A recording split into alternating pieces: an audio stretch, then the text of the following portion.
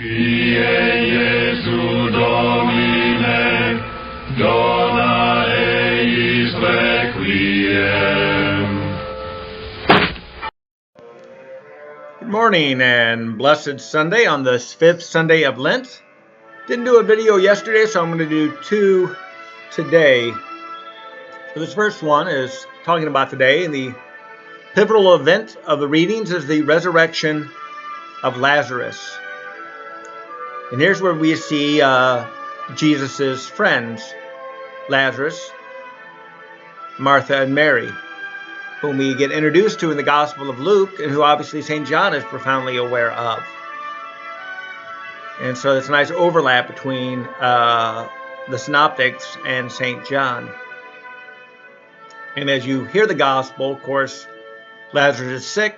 The sisters request Jesus to come to help their friend, their brother, his friend, and yet Jesus is delayed. And what's interesting is when he gets there, of course, Lazarus is dead. Martha goes out to meet him. Mary is broken up at the gravesite. And Jesus has this conversation with Martha about the resurrection. So following the other Gospels of John that we've heard in year A, they're all about faith. The first one was, really the first two are about coming to faith. The woman at the well, who is introduced to Jesus, who knows her and knows her life, and yet does not reject or condemn her. And she comes to believe. And then, of course, the whole town does. Then the next one is the man born blind, who really not just becomes a believer, but becomes an evangelist. Is born blind. Nobody believes it's him. The Pharisees condemn. Oh, what's the man born blind or man born lame? Man born blind.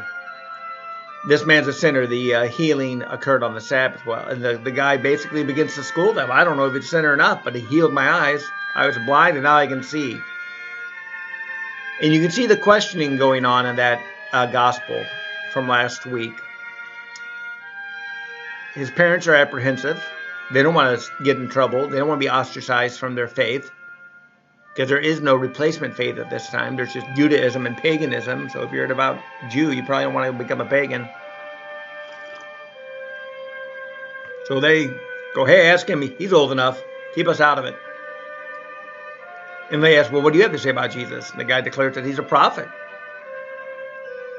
And then, they proceed to tell him, well, we know this guy's a sinner. But no way he's a prophet. The guy takes him to the woodshed. Basically said, hey, how can you call this guy a sinner? Look at the miracles he's worked. And they throw him out, which is a foreshadowing, really, of how Christians and Jews became separated in the first century. I think one of the things when we listen to St. John's Gospel, but we have to realize anytime he mentions the Jews, he is not collectively mentioning them as a particular religion or race. He is talking about their leaders, and that is who the Jews are for St. John. The religious leaders that condemned Jesus to death and then ultimately excommunicated Christians from the Jewish faith. Said that what you believe is not what we believe, which is essentially what excommunication is. Your beliefs are in contradiction to ours, and we reject and condemn them. So then you come to today, and today's focus on faith is the fruits of faith, the resurrection. Our hope in Jesus is twofold. In this life, leading a good, holy, thankful life, and ultimately in the next, where we want to spend eternity with God, which is hard to grasp. Because these days, maybe we're getting a little taste of eternity now with the fact that all of our days seem kind of vanilla. Every day seems like a Tuesday, Wednesday, or Thursday.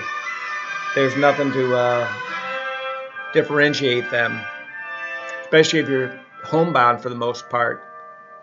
and yet you're not sick, so you're not sleeping a lot.